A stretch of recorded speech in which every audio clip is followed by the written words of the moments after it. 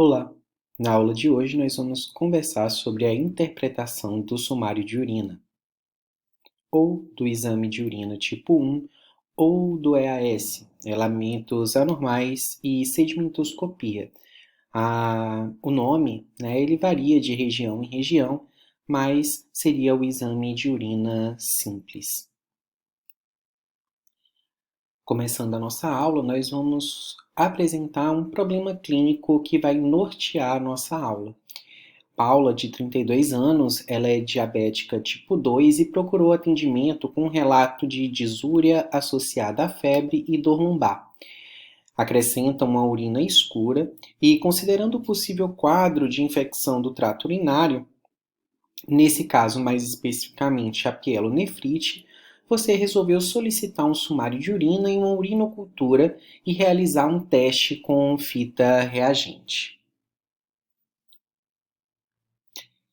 Iniciando a nossa aula de fato, é muito importante saber orientar o paciente sobre como realizar a coleta da urina. Primeiramente, devemos recomendar aos pacientes que evitem realizar exercícios extenuantes 24 horas antes do exame, a fim de evitar proteinúria induzida pelo exercício ou hematúria. Pacientes do sexo feminino devem receber a orientação adicional de evitar a coleta durante o período menstrual para evitar a contaminação da amostra com o sangue menstrual. Geralmente a urina coletada é a primeira da manhã, todavia em pacientes com doenças renais ou glomerulopatias sabidas devem ser orientados a coletar a segunda urina do dia. Essa recomendação ela se baseia no fato de que pode ocorrer lise celular e formação de cilindros na bexiga ao longo da noite, e isso alteraria os resultados. A coleta ela deve ser realizada após a higienização da genitália. Os pacientes eles devem lavar as mãos e, em seguida, os homens devem separar o prepúcio da glande e as mulheres devem afastar os lábios da vagina e, então, realizar a lavagem do local com posterior secagem. Deve, então, desprezar o primeiro jato da urina no vaso sanitário e coletar o jato médio em torno de 50 a 100 ml. É recomendado que a análise ela seja realizada em 60 a 120 minutos para evitar a lise celular, né, e o prejuízo na interpretação da sedimentoscopia. Todavia, até 3 horas é tolerado, devendo-se, todavia, refrigerar a amostra. O sumário de urina, né, ou a urina tipo 1, ou elementos anormais e sedimentoscopia, EAS, ele possui 3 etapas de avaliação, que seria a análise física, a análise química e a análise do sedimento urinário ou sedimentoscopia. Nós vamos falar sobre cada uma dessas fases, né, abordando todos os seus pormenores. Na análise física da urina, realizamos a avaliação da cor, da turvação e do odor da urina. A cor normal da urina ela irá variar entre amarelo claro, amarelo escuro e âmbar, dependendo da concentração de urocromo, e alterações elas podem ocorrer devido à concentração e diluição urinária, por patologias, corantes e medicamentos. A urina incolor, né, sem cor, translúcida, ela geralmente sugere um paciente hiperidratado, né, com urina muito diluída, por exemplo. A urina branca ela pode estar associada à a quilúria, que seria com a característica mais leitosa, a fosfatúria. A urina vermelha ela vai estar associada à hematúria, hemoglobinúria, mioglobinúria, a presença de corantes, intoxicação crônica por mercúrio, uso de rifampicina, fenitoína ou consumo exacerbado de beterraba, tá? Uma característica interessante é que pacientes com hematúria glomerular, eles tendem a apresentar uma urina vermelho amarronzada, tá? Às vezes em cor de Coca-Cola. Os pacientes com hematuria glomerular, eles também não costumam apresentar coágulos. Os coágulos e a urina mais vermelho-vila está associada geralmente à hematuria associada à lesão do trato urinário. A urina alaranjada, né, o laranja, ela vai estar associada a pacientes desidratados em uso de pirídium ou de sulfasalazina. A urina verde vai estar associada a pacientes em uso de corantes, de amitriptilina ou de propofol. Com a urina azul vai estar associada a corantes, azul de metileno. A roxa ela vai estar associada a pacientes com infecção do trato urinário por Klebsiella, Proteus, Escherichia coli, Providência Stewart ou Streptococcus, geralmente em pacientes em uso de catéter vesical de demora. A urina que fica escura, ela fica enegrecida após um certo tempo em exposição à luz, ela vai estar associada à porfiria. Aqui nós podemos observar, né, a urina com aspecto em Coca-Cola. Aqui nós podemos perceber uma urina esbranquiçada, leitosa, que pode ser da quilúria. Aqui nós podemos observar uma urina turva, né, um amarelo esbranquiçado, que pode ser resultante de piúria. Aqui a urina esverdeada e aqui a azulada. Em seguida, né, o nosso próximo passo da avaliação do aspecto físico vai ser analisar a turvação. E a urina, normalmente, ela é transparente.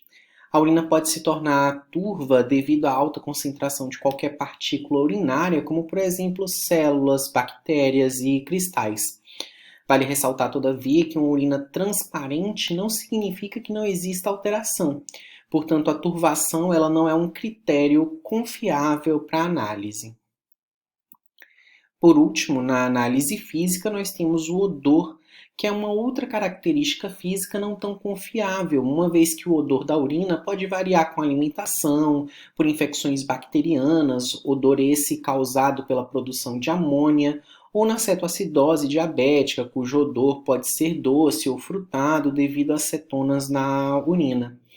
Mas diversas são as alterações, nem sempre acompanhadas de alteração do odor e nem sempre patológicas, e por isso é um dado que é avaliado, mas ele não é tão confiável. Voltando então para a nossa situação problema, aquela paciente, Paula, né, na análise física do exame de urina dela, observou-se uma urina turva, amarelo esbranquiçado e com odor forte. Junto com a apresentação clínica da paciente, isso pode, de fato, sugerir que a nossa hipótese de pielonefrite, de infecção do trato urinário, né, ela de fato está ocorrendo nessa paciente. Partindo agora para a análise química do exame de urina, devemos saber que ele avalia basicamente os seguintes aspectos da urina: o pH, a densidade, a glicose, a esterase leucocitária, os nitritos, os pigmentos de bile, cetonas, hemoglobina e proteína. Nessa imagem, né, em geral, essas características físicas, elas vão ser avaliadas pela tira reagente, que a gente está vendo aqui na tela, que são simples e eles possuem baixo custo. Todavia, se os resultados são apenas qualitativos ou semi-quantitativos, e são suscetíveis à interferência de substâncias e descoloração da urina. Vale destacar que diversas unidades de saúde da família possuem essas tiras reagentes que podem ser utilizadas durante as consultas, agregando dados, né, quando bem indicados, para a propedêutica de pacientes com risco, quadro sugestivo ou diagnóstico de doenças renais e do trato urinário. Deve-se sempre checar, todavia, a validade das tiras para evitar resultados falso negativos ou falso positivos. Como vocês podem perceber nessa imagem, nós temos todos aqueles critérios que foram descritos na análise química E nós temos aqui a orientação de como interpretar, né, pela coloração que a fita reagente vai adquirir, né, após ser submersa na urina. Tá? Nós vamos ver no caso da nossa paciente como interpretar essa tira reagente a partir desses dados que são apresentados nessa imagem. É de fato muito interessante que a gente comece a utilizar essas tiras reagentes presentes nas unidades de saúde, porque elas podem acrescentar bastante, né, no nosso diagnóstico e na propedêutica ambulatorial. O pH avaliado pelas tiras reagentes cobrem a faixa entre 5 a 8,5, às vezes até 9, e o pH da urina ele vai refletir a presença de íons de hidrogênio, mas não reflete necessariamente a carga de ácido geral na urina, porque a maior parte do ácido ele vai ser excretado como amônia. O pH na primeira urina da manhã geralmente vai estar em torno de 5 e 6. Um pH baixo ele vai ser frequentemente associado ou observado com acidose metabólica, no qual o ácido é secretado, com refeições ricas em proteínas, que geralmente vão gerar mais ácido e amônia, e com a depressão de volume, na qual a aldosterona vai ser estimulada, resultando também em uma urina ácida. O pH alto ele vai ser frequentemente observado com acidose tubular renal distal do tipo 1, com dietas vegetarianas causadas pela geração mínima de nitrogênio e ácido e com infecção por organismos urease positivos, como por exemplo proteus, que vão gerar amônia e a partir da ureia. Também está associada com sucção gástrica, vômitos e terapia com substâncias alcalinas, como por exemplo o bicarbonato de sódio ou o citrato de potássio. A densidade relativa é um teste utilizado para avaliar a concentração urinária, sendo uma ferramenta importante no diagnóstico de pacientes com distúrbios da água, por exemplo, hiponatremia e hipernatremia, além da poliúria. Ela, todavia, deve ser utilizada correlacionando o resultado com o estado de hidratação do paciente. Isso porque ela é um reflexo razoável da concentração urinária, com uma correlação com a medida da osmolaridade urinária, mas não a representa com exatidão. E em situações clínicas como a hiperglicemia grave, com glicosúria, o uso de contraste radiológico, a presença de moléculas grandes na urina, acabam produzindo alterações na densidade relativa, embora tenha mínimo efeito na osmolaridade urinária. Mas o que seria densidade relativa? Basicamente, vai ser o peso de uma solução comparada com o peso de um volume igual de água. E o valor de normalidade na urina vai ser em torno de 1003 a 1030. Perceba nesse gráfico que a relação entre a osmolaridade urinária e a densidade urinária, ela não vai ser linear, tá? E como foi comentado agora há pouco, a osmolaridade urinária, ela representa uma medida mais exata da concentração urinária, porque ela não vai sofrer influência da presença de macromoléculas na urina, como ocorre na densidade relativa. A osmolaridade urinária, ela vai poder ser estimada a partir da densidade de urina, considerando que o paciente não possui glicosúria ou proteinúria, ou ainda que não tenha utilizado, né, contraste radiológico ou manitol, da seguinte forma: a gente vai multiplicar por 35 os algarismos decimais do valor da densidade. Tá? Então, aqui como exemplo, um paciente com a densidade urinária de 1010, a osmolaridade urinária dele provavelmente, né, lembrando que não é linear, tá? Vai ser 35 vezes 10, dando aí uma osmolaridade urinária de 350. Se essa densidade urinária é 1005, então a osmolaridade urinária provavelmente será 35 vezes 5, 175. Se essa densidade urinária é 1035, 35 vezes 35, 1225 de osmolaridade urinária provável. Bom, a fita reagente ela consegue avaliar também a presença de glicose na urina. Todavia, trata-se de uma medida relativamente insensível de hiperglicemia e não é recomendada para a triagem de pacientes diabéticos, por exemplo. Isso porque a glicosúria significativa não ocorre até que a glicose sérica ela seja maior que 180 mg por decilitro. Além disso, ela depende do volume urinário e, por vezes, a glicosúria pode estar associada a disfunções do túbulo proximal renal ou ser secundária ao uso de drogas, como, por exemplo, as glifosinas. Também, grandes quantidades de corpos cetônicos, ácido ascórbico e metabólitos do pirídio podem interferir na reação, gerando falsos resultados. A maior parte das fitas elas vão utilizar a atividade da glicose oxidase e de uma peroxidase para detectar a glicose urinária, geralmente a partir de uma concentração urinária de glicose de 50 mg por decilitro.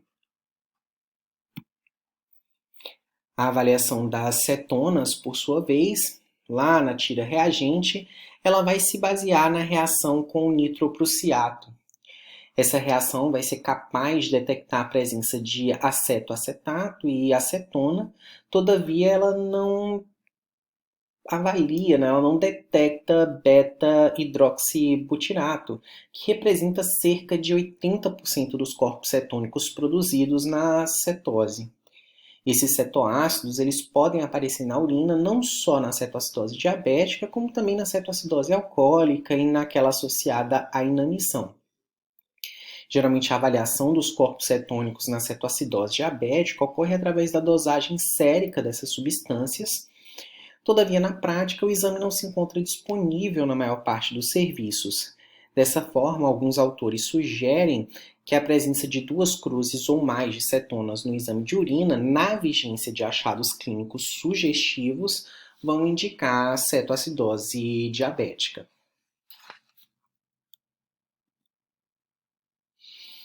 A fita reagente positiva para a esterase de leucócito representa a presença de leucócitos na urina. O teste é positivo, com 3 leucócitos por campo.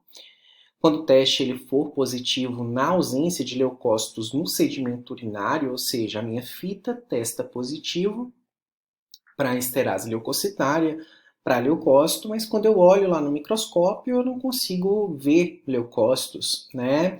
Quando isso acontece, é possível que essas células elas tenham sido lisadas antes da sua visualização lá no microscópio.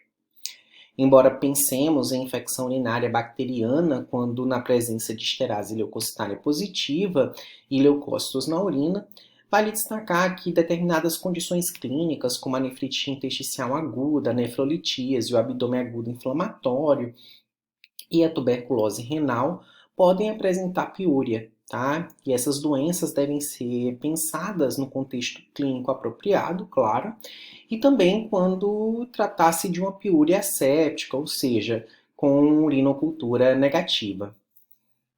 Resultados falso negativos derivam de concentração elevada de glicose na urina ou proteinúria maior ou igual a 5 gramas, ou da presença de antibióticos como cefalotina, tetraciclina e cefalexina. Resultados falso positivos podem ocorrer quando o formaldeído ele é utilizado como conservante da urina e pela presença na urina de imipenem, meropenem ou clavulanato. O teste de tira reagente para nitritos detecta bactérias que reduzem o nitrato a nitrito pela atividade da nitrato redutase. Isso inclui a maioria das bactérias uropatogênicas gram-negativas, exceto a pseudomonas, o estafilococcus ou o enterococcus.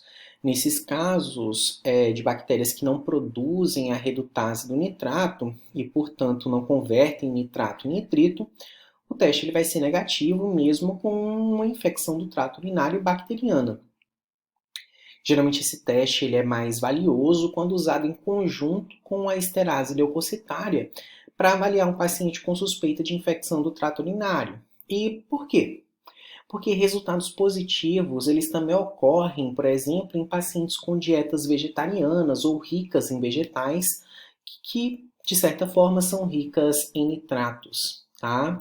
Então, quando você tem um paciente que ele tem uma esterase leucocitária positiva e um nitrito positivo, a associação desses dois achados, eles vão ser de fato muito sugestivos de que está acontecendo uma infecção bacteriana aí do trato urinário para esse paciente.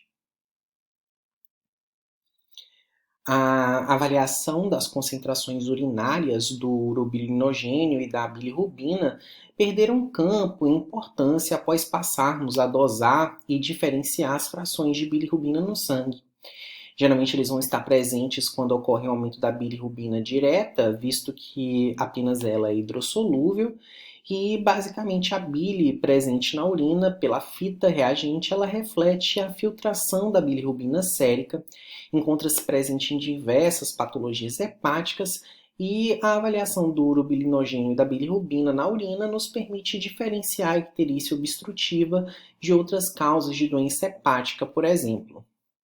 Na obstrução biliar completa, a bilirrubina urinária ela vai estar positiva, enquanto o urobilinogênio ele vai estar negativo. Nas outras doenças hepáticas, ambos vão estar positivos. A hemoglobina ela vai ser detectada pela tira reagente através da atividade da enzima pseudoperoxidase no grupamento M da hemoglobina. Um mínimo de 1 a 2 eritrócitos por campo é detectado como positivo pela fita, o que torna o exame tão sensível quanto a avaliação do sedimento urinário. Todavia, como nem tudo são flores, resultados falso positivos para hematúria podem ocorrer, afinal nós estamos falando da identificação do M e dessa forma mioglobinúria e hemoglobinúria geram teste positivo. Por outro lado, testes falso negativos são incomuns. Assim, uma tira reagente negativa para M exclui de forma confiável a hematúria, tornando o exame de tira reagente em unidades de atenção primária que disponham dela uma forma interessante de triagem para o paciente com queixa de urina avermelhada, por exemplo. Exames negativos excluem hematúria, como eu já falei, todavia, exames positivos não substituem a necessidade de um exame minucioso do sedimento urinário para avaliar se existem hemácias de fato ou não. Se sim, trata-se de hematúria e iremos classificá-la, como veremos mais à frente nessa aula e numa aula específica sobre a avaliação da hematúria. Se não houver hemácias, deve-se avaliar a possibilidade de mioglobinúria ou hemoglobinúria. Na hemoglobinúria, após centrifugar o plasma, ele vai continuar vermelho, tá? Diferenciando-o então da mioglobinúria, onde o sedimento ficará vermelho. A avaliação de proteínas na fita reagente, ela não identifica outras proteínas além da albumina, que podem ser encontradas na urina, né? Então, se o paciente ele estiver apresentando perda de imunoglobulinas, cadeias leves ou proteínas secretadas pelas células tubulares, elas não vão ser identificadas na tira reagente. Embora a fita ela seja altamente específica para a albumina, ela é insensível para identificar a albumina abaixo de 300 mg por decilitro. Dessa forma, pacientes com albuminúria entre 30 e 300 mg por decilitro, que era o que antigamente nós chamávamos de microalbuminúria, e que já reflete dano renal e já se encontra associada a maior risco cardiovascular e de evolução para a doença renal crônica, eles não vão ser identificados por esse exame. Assim, caso você opte por utilizar a fita reagente como método de triagem da proteinúria em pacientes diabéticos, por exemplo, deve-se lembrar que o teste positivo sugere proteinúria maior que 300 mg por decilitro e, portanto, paciente com nefropatia diabética estabelecida. Por outro lado, pacientes com teste negativo podem ter nefropatia diabética incipiente com albuminúria entre 30 e 300 mg por decilitro, E para rastreio devem ser submetidas à relação proteína-creatinina em amostra única de urina. A avaliação da proteinúria ela vai ser apresentada mais detalhadamente em uma outra aula, bem como também a nefropatia por diabetes, nefropatia diabética, né, aquela associada ao diabetes. Vale salientar que os valores semi-quantitativos da medição da proteinúria na fita não é sensível, pois são obtidos, né, de estimativas e sofrem influência da diluição e da concentração urinária, tá certo? Então, uma urina diluída, ela subestima o grau de albuminúria, enquanto uma urina concentrada, que registre 3 cruzes, por exemplo, pode não indicar uma albuminúria importante para esse paciente. Indo lá, então, para o nosso problema clínico norteador, né? A gente tem Paula, de 32 anos, diabética tipo 2, que procura atendimento com um quadro sugestivo de pielonefrite, que na análise física do exame de urina observou uma urina turva, amarelo esbranquiçada e com odor forte, né? E ao realizar lá a fita reagente de Paula, que é essa daqui da imagem, né? A gente vai interpretar a partir do que o laboratório, né? Do que a nossa caixinha da fita nos coloca como referência. Então, aqui como leucócitos, nós podemos observar que ela tem leucócitos, né? Ela tem esterase leucocitária positiva, tá? Mostrando aí um grau importante de piúria. Quando a gente observa aqui o nitrito, a gente percebe que o nitrito também é fortemente positivo, tá? Ela tem urobilinogênio normal, proteína normal, o pH dela está elevado, tá? Então a gente tem uma paciente aí que tem uma sugestão de infecção urinária, né? Ela tem esterase leucocitária positiva, ela tem nitrito positivo, e a gente está falando de uma bactéria aí que, além de ser capaz de desdobrar nitrato e nitrito, ela também cursa com pH elevado, né? Então, será que essa paciente aí tem um proteus, por exemplo, como a gente? Ela não tem hematúria, tá? Tem uma densidade urinária mais elevada, uma urina mais concentrada. Ela não tem corpos cetônicos, bilirrubina dela também está negativa e a glicose dela está elevada, tá? Então, Paula aí está cursando com glicosúria. Provavelmente o diabetes tipo 2 dela pode estar aí descompensado por conta dessa infecção urinária, tá? Todos esses dados, eles foram obtidos apenas com um exame de fita, que em algumas unidades que o possuem, né, feito na mesma hora, o resultado está em 3, 5 minutos, tá? Ele é interpretado pelo médico, ele já pode contribuir aí, né, para a avaliação complementar dessa paciente quando bem indicado. Finda aí a nossa conversa sobre a análise química, né? Nós já falamos da análise física, da análise química. Agora nós vamos passar para a terceira etapa do exame de urina, né, que vai ser a avaliação do sedimento urinário ou sedimentoscopia. E nós vamos iniciar essa conversa falando sobre o processo de análise, né, de processamento e análise dessa amostra, tá?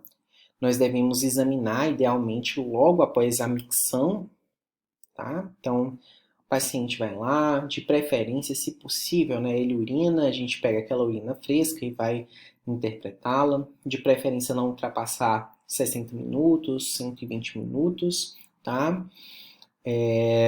Quando for demorar para fazer análise, o médico, né, o técnico de laboratório, ele pode optar por colocar uma gota de formol a 10% para prevenir a degradação dos cilindros, que, como a gente vai ver, eles trazem muitas informações para nós. Nós devemos, então, centrifugar, né, 10 a 15 ml dessa urina a 3.000 rotações por minuto, por cerca de 5 minutos.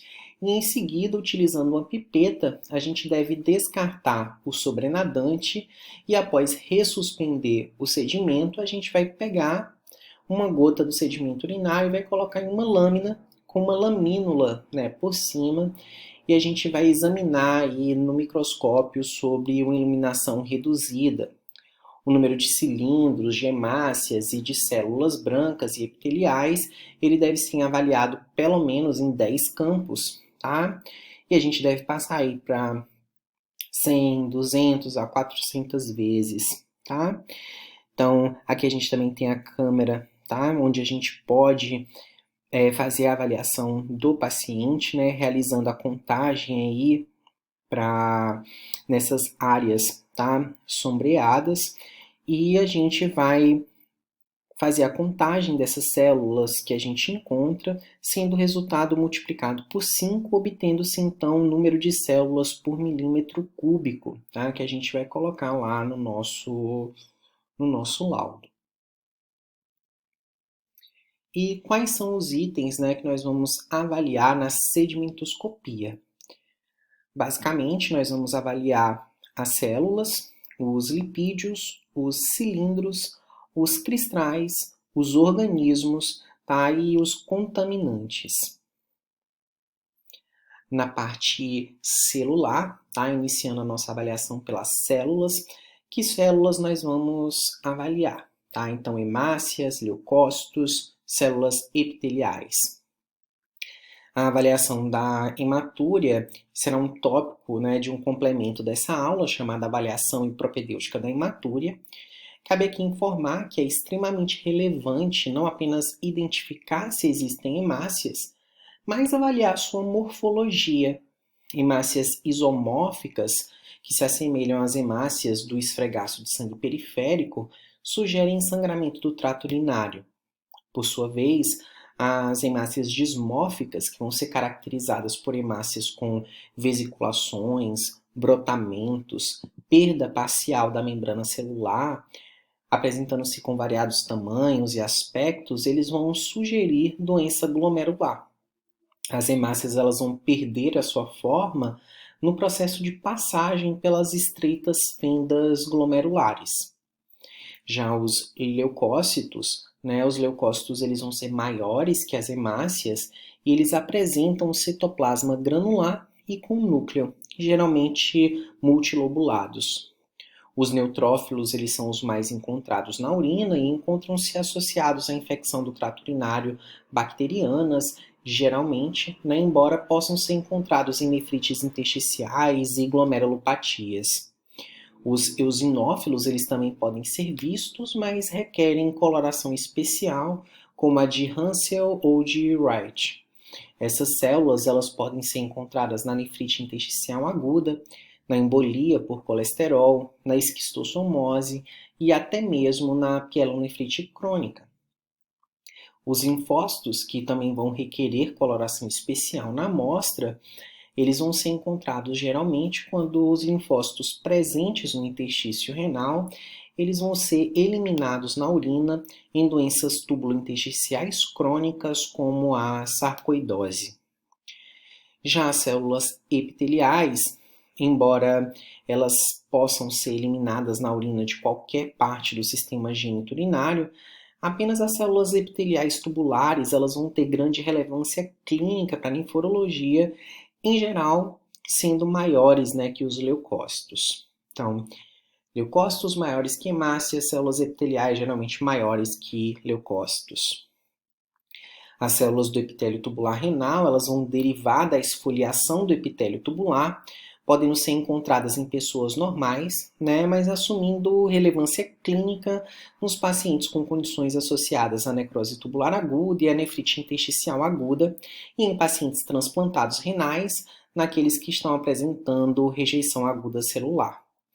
É difícil diferenciá-la das demais células epiteliais, por vezes, né, mas, todavia, quando acompanhadas de cilindros granulosos, que nós veremos mais à frente na aula, que são o diagnóstico de NTA e o entendimento da localização da célula como tubular, ela vai ficar mais fácil.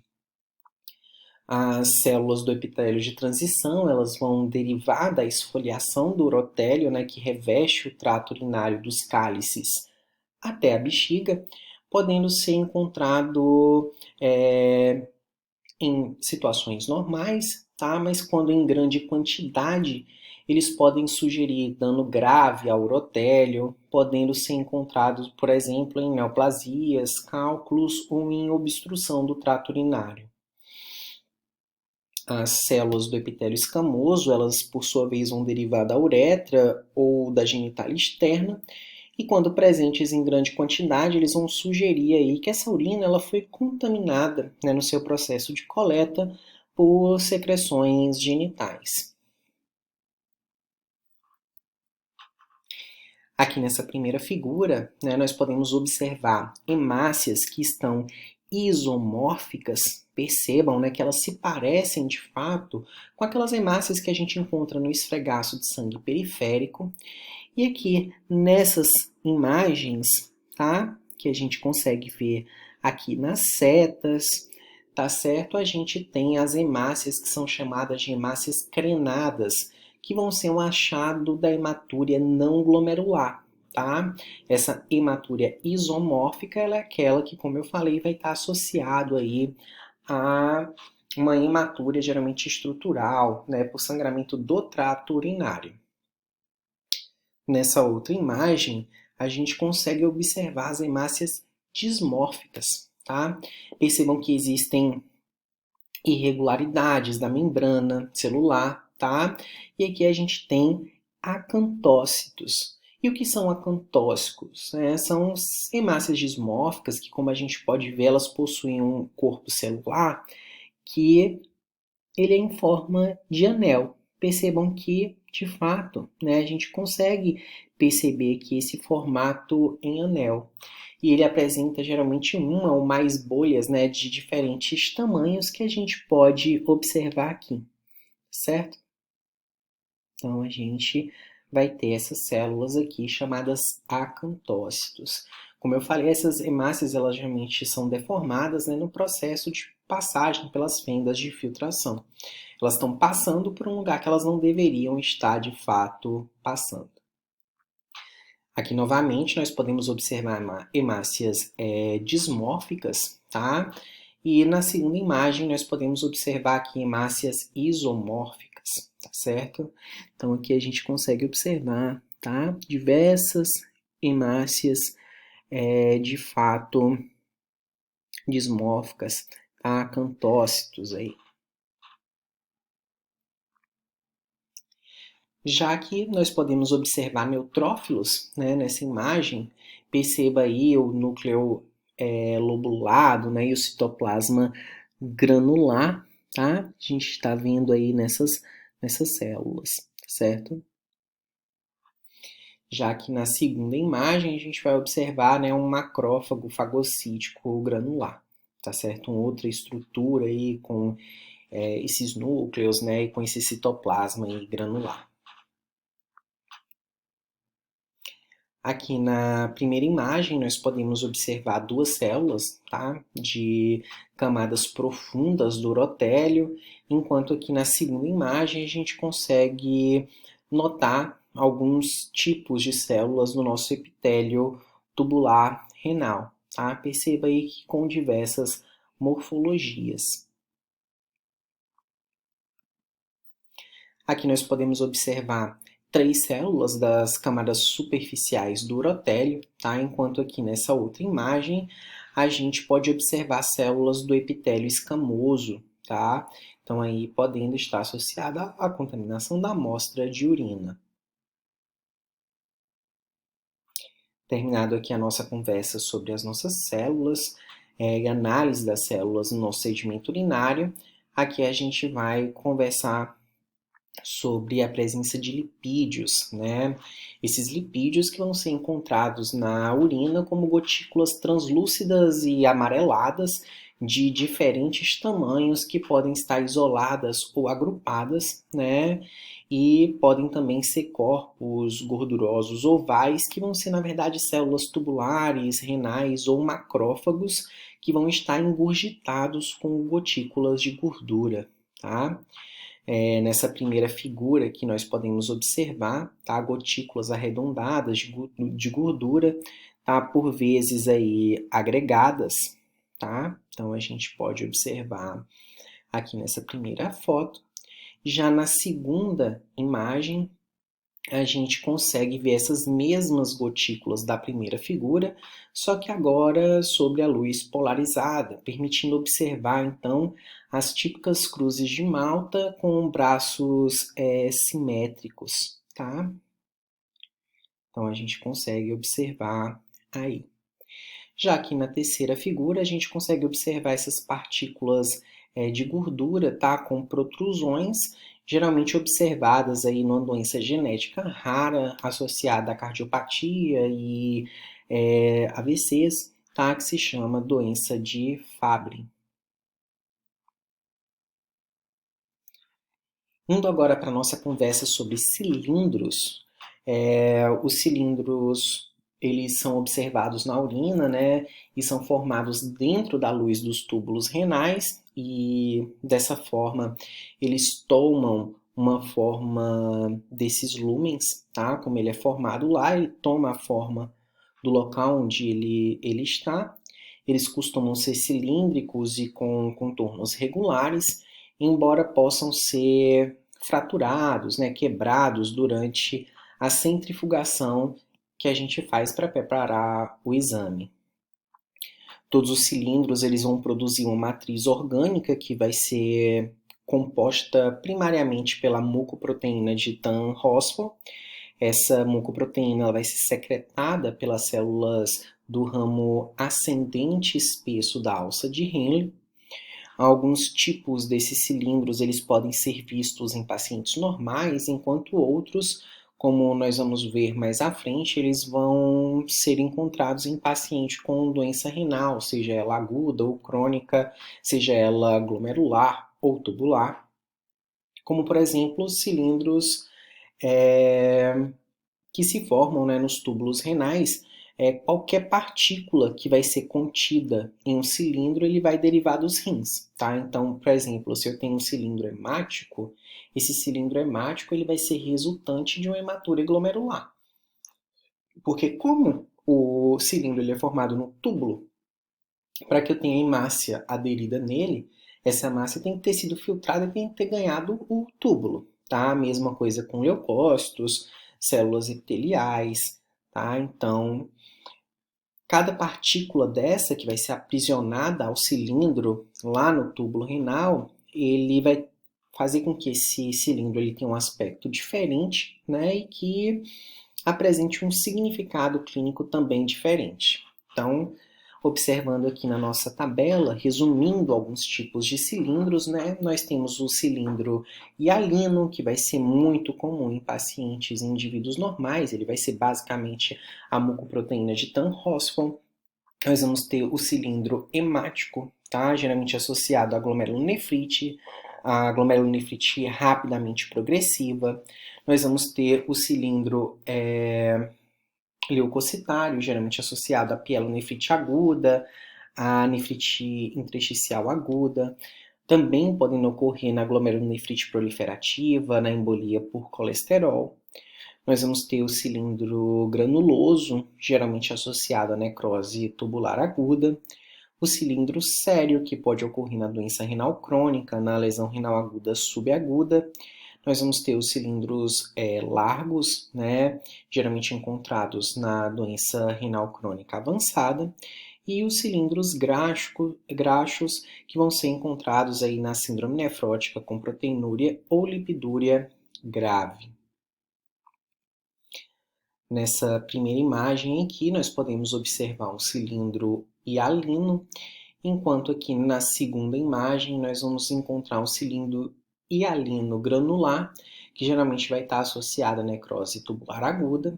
Aqui na terceira imagem, nós podemos observar um cilindro também granular. E na quarta imagem, nós vamos observar aqui um cilindro sério, que geralmente vai estar associado à doença renal crônica ou à lesão renal aguda subaguda. Esse cilindro ele geralmente surge, né, da degeneração de um cilindro sério, tá? E como esse processo de degeneração ele é lento, geralmente sugere que o paciente possui um ritmo de filtração um pouco mais lentificado e geralmente está associado à doença renal crônica. Aqui nessa primeira imagem, nós podemos visualizar um cilindro hemático com hemácias aderidas, né, à matriz do cilindro, como a gente pode observar. E a demonstração de até mesmo um único cilindro hemático, ele vai significar glomerulonefrite, né? Geralmente acompanha aí a hematura dismórfica, tá? Aqui na segunda imagem, nós podemos observar um cilindro de hemoglobina que vai apresentar esse aspecto aqui granular grosseiro, né, com uma coloração, uma tonalidade mais amarronzada, geralmente é encontrada na glomerulonefrite, né, e pode ser encontrado também na hemoglobinúria associada à hemólise intravascular. Nessa terceira imagem, nós podemos observar um cilindro leucocitário e é possível observar aqui, né, que a gente tem essas células com núcleos lobulados, né, que são os leucócitos polimorfonucleares, certo? Novamente aqui nós podemos observar, né, o cilindro hemático e aqui um outro cilindro leucocitário, tá? Com algumas células aí de fato apresentando núcleos multilobulados. Aqui nessa primeira imagem nós podemos visualizar um cilindro de célula epitelial com células apresentando grandes núcleos, tá? Sugerindo aí uma origem no epitélio tubular renal, tá certo? E geralmente esses cilindros eles vão ser encontrados, né, na nefrite intersticial aguda, mas principalmente na necrose tubular aguda. E aqui por último nós podemos observar um cilindro de bilirrubina que vai ter uma aparência granular grosseira, né, um pouco parecida com aquela que a gente observou no cilindro de hemoglobina, só que notem que naquele, né, a coloração ela era amarronzada e aqui a gente tem uma coloração de fato amarelada, tá certo? Findo a nossa conversa sobre cilindros, nós vamos conversar agora sobre os cristais, tá? A formação dos cristais na urina ela vai depender de uma variedade de fatores, sendo os mais relevantes o grau de supersaturação das moléculas constituintes, né, o pH da urina, a presença e a ausência de inibidores da cristalização também vão influenciar no surgimento desses cristais urinários. Vale salientar aqui que esses cristais eles podem ser encontrados também em pacientes normais, tá?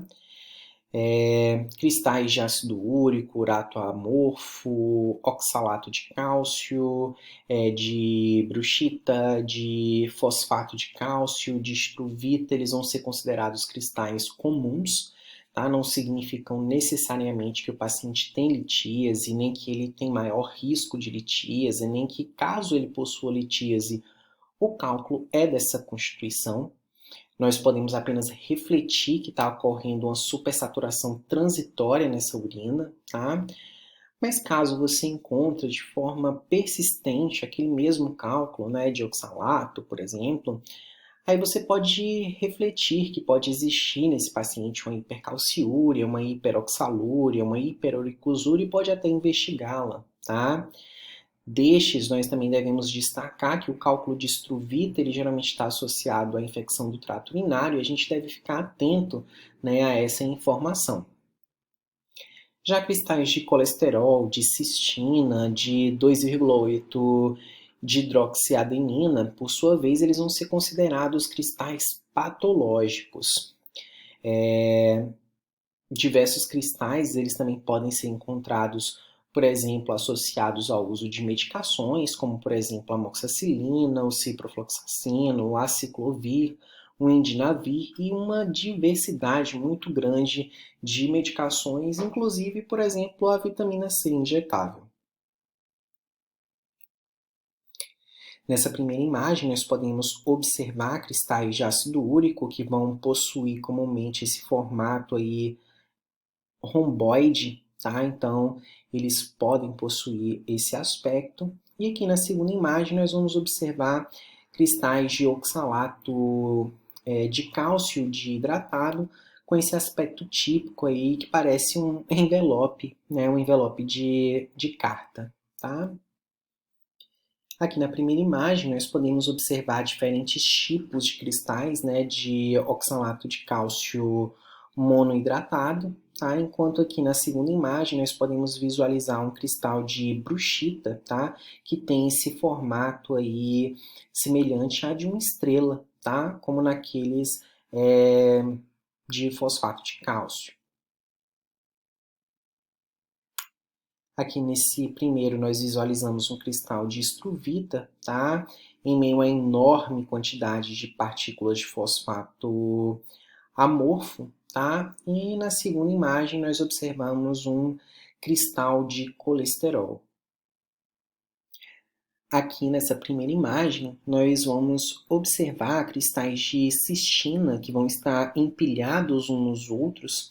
Esses cristais que vão ter esse aspecto, né, hexagonal, eles vão ser patognomônicos de cistinúria, que é essa doença hereditária com litíase que geralmente já se inicia ainda na infância, tá? Então, lembrem-se sempre, quando vocês verem cristais hexagonais, eles vão ser patognomônicos de cistinúria, que é uma doença genética associada à litíase, tá certo? Na segunda imagem, nós podemos observar esse cristal de 2,8 de hidroxiadenina, que na microscopia ela vai se apresentar com esse aspecto aí esférico e amarronzado, tá? Isso aí na nossa microscopia de campo claro, e aqui a gente tem o aspecto na luz polarizada. Aqui na primeira imagem, nós podemos observar um cristal de amoxicilina, enquanto aqui na segunda imagem nós podemos observar um cristal de ciprofloxacino, que vai ter geralmente esse aspecto, né, de estrelas vistas à luz polarizada, e por fim um grande cristal aqui de indinavir. No que diz respeito aos organismos, bactérias elas vão ser achados frequentes porque a urina ela é coletada e manuseada em condições não estéreis, né, para o sumário de urina. Além disso, a avaliação ela geralmente acontece de forma tardia. Em geral, a gente pode encontrar leveduras e tricomonas, principalmente presentes em amostras contaminadas por secreções vaginais. Temos também o esquistossoma haematobium, né, que é responsável pela esquistossomose urinária e vai estar associada a hematúria recorrente e macroscópica, podendo ocorrer diversos episódios de obstrução urinária, sendo a avaliação do sedimento urinário muito importante no diagnóstico dessa doença. Além disso, um grande número de partículas elas podem contaminar a amostra de urina, como por exemplo espermatozoides, hemácias da menstruação, algodão, fibras sintéticas, amido, enfim, diversas condições. Aqui nessa primeira imagem nós podemos ver o esquistossoma haematobium, né, que eu falei lá no slide anterior. Observe aqui, tá, que ele tem essa espícula terminal típica que vai ser encontrada. Esses ovos eles são especialmente encontrados entre as 10 e 14 horas, né, e eles também podem ser encontrados após exercícios físicos extenuantes que vão favorecer o deslocamento desses protozoários, né, da mucosa vesical em si. Aqui na segunda imagem, nós podemos observar leveduras que muitas vezes vão se apresentar como células ovoides, né, com brotamentos devido à germinação e às pseudo-hifas. Tá? Nessa imagem aqui, nós podemos observar o tricomonas vaginalis, tá? Que por ser um protozoário flagelado, ele vai ser facilmente identificado na urina, porque ele vai estar apresentando uma movimentação rápida e irregular pela lâmina. Tá? Aqui nós podemos observar um espermatozoide, que é facilmente reconhecido, né, pela sua forma. Ele tem uma cabeça oval e uma cauda, né, maior. Na mulher, nós não devemos relatar, né, o achado no exame por questões éticas, né? Isso não acrescenta em nada. Já no homem, ele deve ser relatado porque, por vezes, pode ser contaminante, por outras, pode ser encontrado também na espermatorreia, que é um quadro que pode estar associado à infertilidade. Aqui nós podemos observar, né, uma fibra de algodão aí como contaminante, tá, do exame. Voltando para a nossa situação problema, Paula, né, que tem 32 anos, é diabética tipo 2, ela procurou um atendimento com um quadro sugestivo de pielonefrite. Nós coletamos a urina de Paula, a análise física, né, do exame de urina mostrou uma urina turva, amarelo esbranquiçada, com odor forte. Na análise química, nós vimos que ela tinha piúria, né, ela tinha esterase leucocitária positiva, que ela tinha nitrito positivo, né, sugerindo de fato infecção urinária, com pH de 8, sugerindo aí algum germe capaz de aumentar o pH urinário pelo desdobramento de ureia, por exemplo, como o Proteus. Ela é diabética, estava com glicosúria, né? E aí fica a questão, será que ela não está com diabetes descompensado por conta dessa infecção urinária? E na sedimentoscopia nós observamos, né, diversos leucócitos, tá, na microscopia, e também cilindros leucocitários. De fato, os achados do sumário de urina de Paula, todos eles nos sugerem que ela tem um quadro de pielonefrite, né?